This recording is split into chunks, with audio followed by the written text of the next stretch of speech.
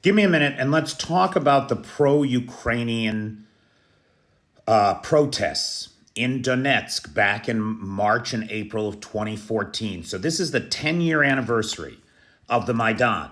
It's the 10-year anniversary of the start of the invasion of the Little Green Men, the Russian troops in civilian clothing starting unrest in Donetsk and beginning the separatist war there.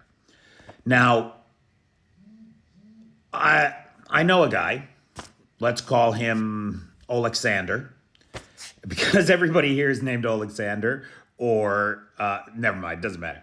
But let's call him Alexander. And Alexander was a native Russian speaker from Kharkiv, and he went to these protests. And these protests were bad. At more than one of these protests, they were attacked by pro-Russian separatist elements. And generally speaking, according to Alexander, the police supported the pro-Russians. And so they didn't get any help from the police. And at a couple of these protests, he was involved in fistfights. They were beating each other up. And at the last one that he attended, he was stabbed. He was stabbed. Had to be hospitalized, had to get I guess minor surgery, outpatient kind of surgery. But this was a real time of strife inside the country.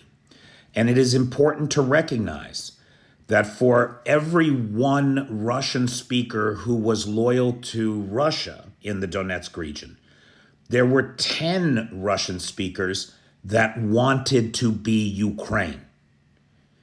And that this war of choice on the part of Vladimir Putin, is a geopolitical illusion created in the mind of a deranged imperialist bent on world conquest. Make no mistake, it is not the will of the people.